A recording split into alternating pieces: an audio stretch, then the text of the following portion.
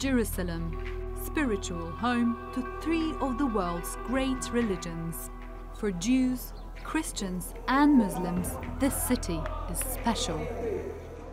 A destination for pilgrims and home to some of religion's most sacred places. This is where our prayers are directed. The stones have stories. Everything has something behind it. Without Jerusalem, I'm not here now. It's the center of the world. This is the diversity of Jerusalem.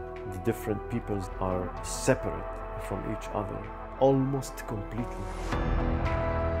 Jerusalem is a mosaic of cultures and creeds that create a picture unlike any other in the world. But for generations, there has been conflict here. Its past is complicated and the future uncertain. It is time to officially recognize Jerusalem as the capital of Israel. Trump's decision led to violent protests and condemnation. He had changed decades of foreign policy in one move. Kudüs, Sayın Trump, Müslümanların kırmızı çizgisidir. Compass is in Jerusalem to meet the artists who live and work here. I want to hear their take on the issues thrown up by President Trump's announcement. These walls have been around for thousands of years. They've seen division and conflict during Jerusalem's long history. I want to find out how artists across Jerusalem deal with these physical and symbolic walls and how they're shaped by these complicated realities.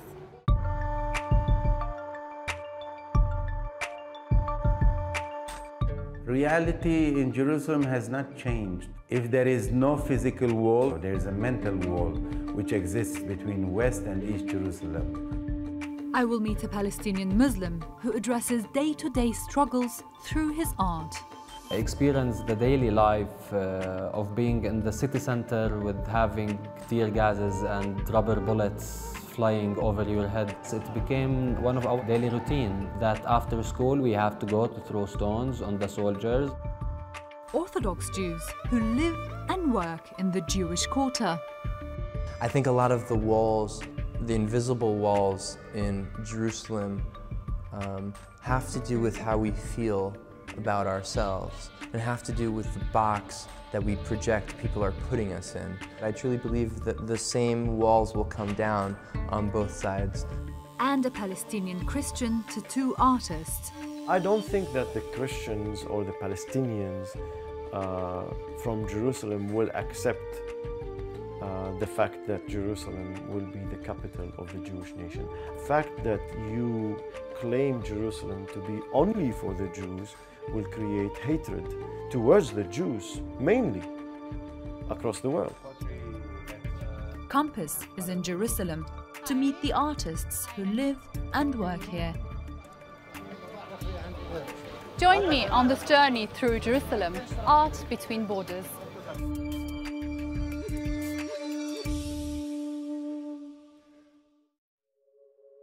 In 1847, the British Prime Minister Benjamin Disraeli said the history of Jerusalem can be viewed as the history of the world. Within this one small city, a clash of cultures and religions, a struggle for power that has lasted centuries. Jerusalem has been at the heart of seemingly endless conflict throughout its 3,000 years of history. It's been ruled by everyone, from the Romans to the Ottomans to the Brits, and now, since 1967, occupied by Israel. All this history means that the current political situation is pretty complicated and the future is anything but clear. I'm meeting Jack Persekian, a Palestinian Armenian artist and curator. He set up the first independent art gallery in the Palestinian territories under Israeli occupation. In 2016, he was awarded the Order of Merit for Culture by President Mahmoud Abbas. His newest work deals with the development of Jerusalem. These layers are actually slices in history and tell us stories and reveal certain things that inform how we understand life today. What we see here are people standing here, watching, looking, or waiting. Superimposed over a picture of the July 1918, an Australian cavalry. And you see here in the old photograph, people from the city just standing and watching. You see as if the people of today are still standing there, bystanders, still watching different armies going through the city, you know, taking it over and eventually leaving. We read in history that the British, the minute they came in, they came with a certain philosophy. They drew a plan where they've designed something called a green zone around the city.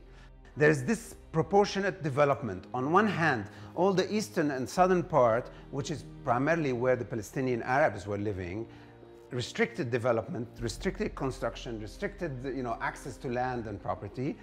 On the west side of the city, ample development, as much as, you know, as you want in terms of land. Afterwards, when the Israelis came, they still stuck to that original plan, meaning we need to clear everything around the city. We need to have this kind of green belt around the city. Everything that will, again, obstruct or taint that, you know, image of the city, we need to remove. When you see that all this area was completely wiped out and replaced by something that, that is totally alien, there is a premeditated plan to wipe as much as possible part of history by removing any trace of that history and superimposing a whole new history and a whole new narrative through a violent act that does not allow, you know, a return to that history, to that past.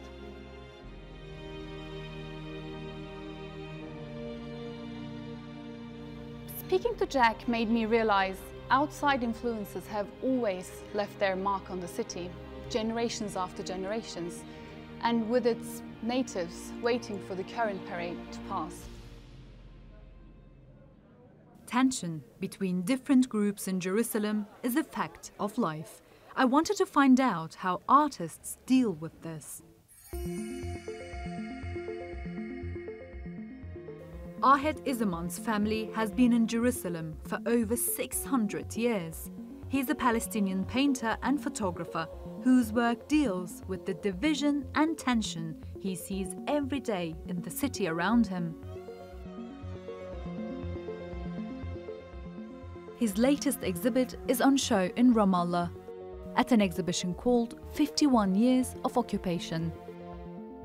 I don't think there is anyone that can have been treated the way that we have been treated in Jerusalem from the Israeli occupation, because in Jerusalem they are killing us minute by minute, not even day by day, for the small rights that any human being required. I really wanted to do something about the cart. I've been last year doing this tour in the old city, talking with the bakeries, and said, like, I was taking photos as an artist, and he told me, please don't show that this place is producing bagels. I was like, why? He said, because we are not allowed to do it anymore. We used to do this thing, and it hurts me a lot. Like, who can stop you from eating the most delicious food for you? And I got inspired from there. I started to ask why they do this, and I started to go to other bakeries and search behind all the story until I understand that the Israeli municipality are really fighting hard against this kind of bread. So this is the first work. This is the cart flying over Jerusalem. And I'm planning to continue working on the same concept until my message can be heard widely. Every single drop of air that we breathe, it's very hateful. I've been looking at the kids like why those kids have been born in this world, why they are deserved to be treated this way, to grown up on the noise of the rockets and the bombs, and to smell the tear gases. My son, 7 years old, and trying to raise up your son in good environment by him crossing the checkpoints every day, and he will ask me, who's those people that they stop us and letting us showing the color of ID to let us space. I have to tell him that this is the occupation. He's drinking hate from the environment that he's growing up in. To get a different perspective, I've come to meet Solomon Souza, a Jewish graffiti artist. He's painted over 200 portraits in Jerusalem's busy traditional shopping area. Many of them are rabbis or Israeli national heroes. I paint many different characters and people. I have painted many Israeli heroes, cultural heroes, politicians. Some of them weren't such heroes, but I feel like their story should definitely be told nonetheless.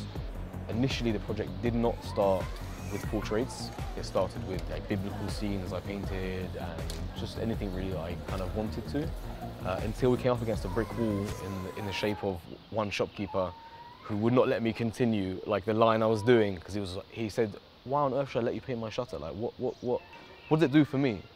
What purpose does it serve for me? How does it help me?" And we saw behind him, hanging on his wall, was a picture of his favorite rabbi, Rav Ovadia Yosef, who was the old chief rabbi of Israel. So we had this idea, oh, how about we just paint him? And he was very happy to hear that, and he was definitely, yeah, sure.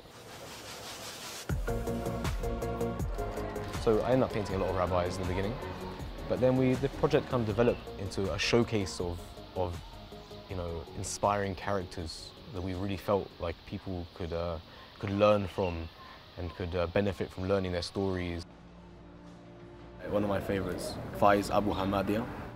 More than a year ago, 5 American students got lost in their car. They were mobbed, basically. Hundreds of people around their car throwing rocks and petrol bombs at the car.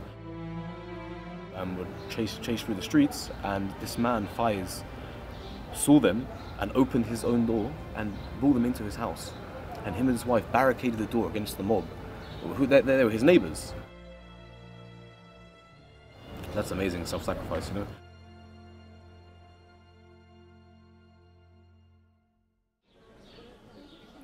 From a contemporary tribute to some of the city's memorable citizens to an ancient art form, Kalman Delmore is preserving the Jewish tradition of calligraphy.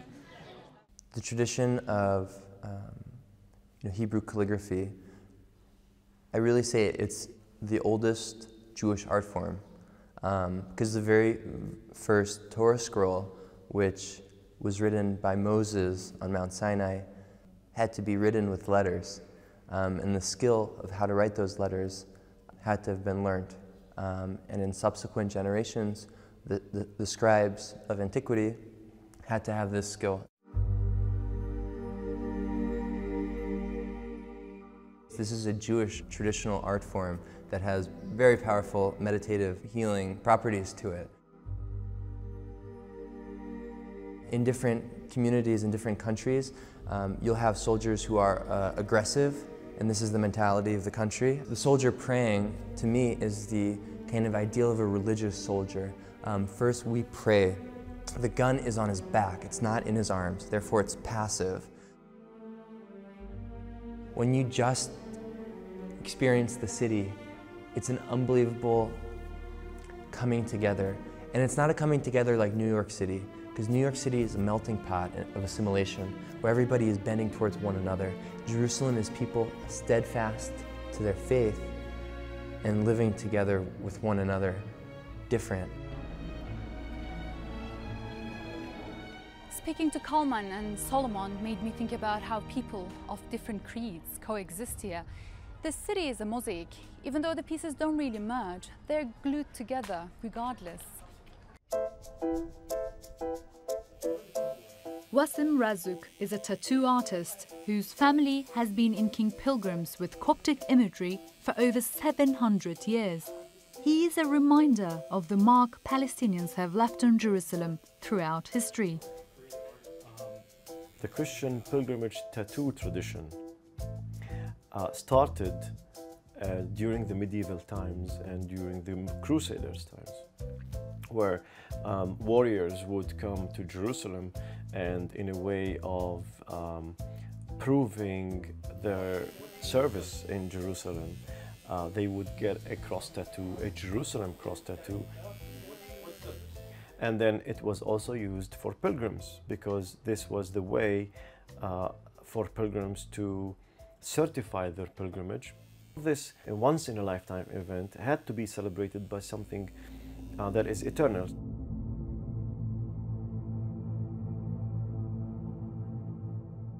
For Wassim, this city holds many memories.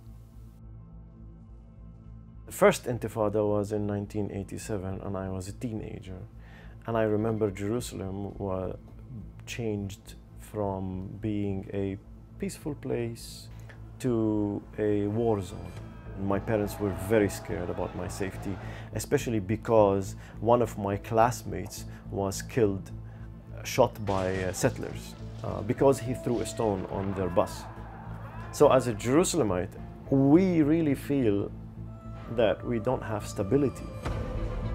We cannot rely on the fact that there is business now and it's prospering, because we know the day will come and something bad is going to happen.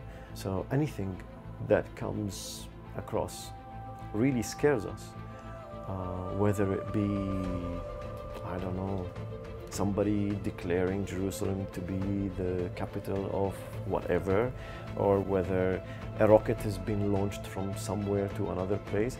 The whole area could be inflamed, and you know, we're scared.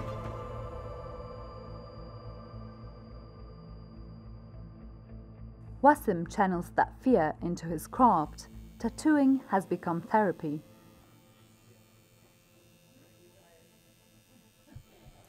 I tattooed a Israeli terror attack survivor twice now.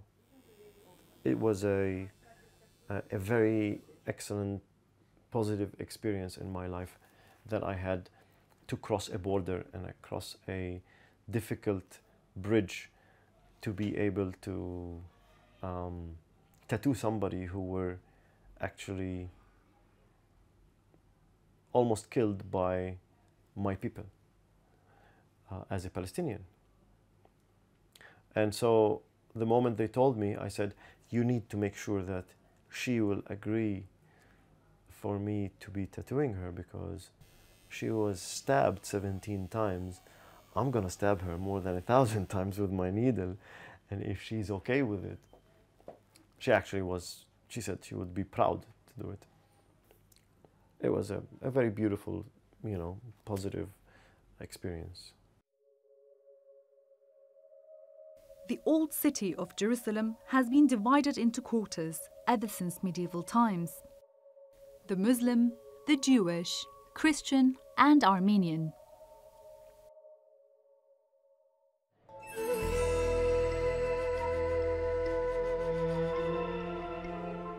As early as the 4th century, Armenians started arriving in Jerusalem. They identify as Palestinians and are considered as such by Israel. And so they've also been subjected to the same restrictions and treatment as Palestinians. Nishan Balyan is from a family of famous Armenian tile makers in Jerusalem. They moved here from Turkey in 1919 when they were commissioned by the British to restore the Dome of the Rock, and they've been here ever since.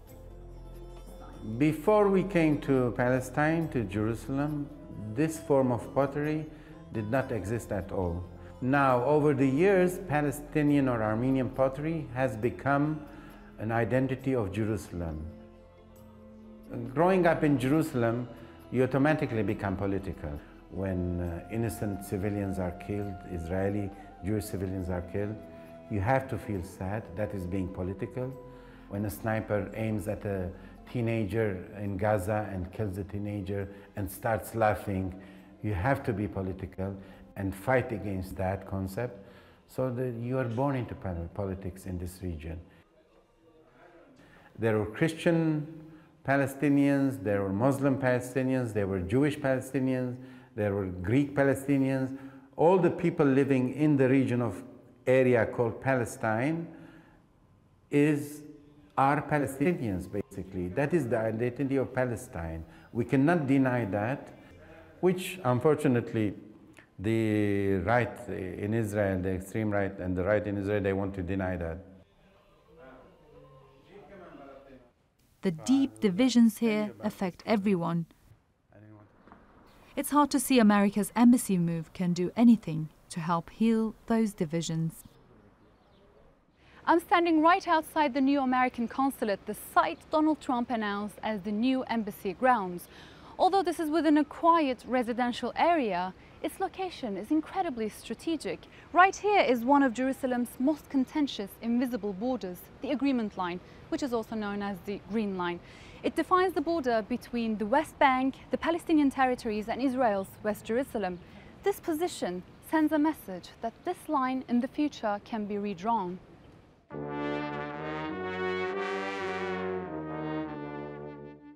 Matan Pinkas is an Israeli artist who's taken a surrealist approach to the conflict.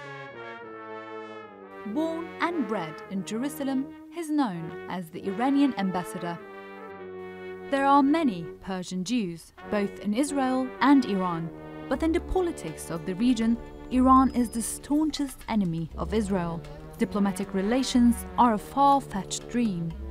So, perhaps understandably, the ambassador insisted that his bodyguard was present during our interview. We have to deal with those issues that we have as Israeli, like not just here in Jerusalem, but as a society, Israeli society, and I thought like to start with the biggest enemy, as it considered. And those days I also understood that I have Iranian roots, so I became like part of the enemy, and I wanted to do something about it. When Matan discovered his Iranian heritage, it gave him a different perspective. He opened an installation in Jerusalem in 2015. What initially started as a one-month project grew from there. He established contacts with Iranians around the world and even got a blessing from the Israeli Ministry of Foreign Affairs. I asked Matan about the embassy move.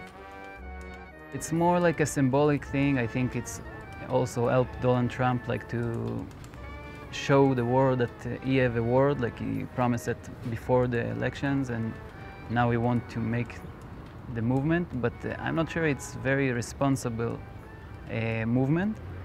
And I think that we as Israeli and Palestinians, we should ask those leaders around the world like to calm down a bit. Matan grew up in Jerusalem. He's worked for years to bring people here closer, and the city is a part of that. I truly believe that all the walls that we see in Jerusalem are just a reflection of our inner mind, and we are afraid of each other. So everyone is talking about the desire for peace, but no one's talking about the possibility of peace. What do you think about that? When you speak about people speaking about peace, I'm sure that you speak about politic people, like, and I don't think that they're really looking for peace. For some, Matan's performance might seem like a joke, suggesting an impossible reality, but his intention to inspire change and yes, to provoke is sincere. And after all, the US embassy move is no less provocative.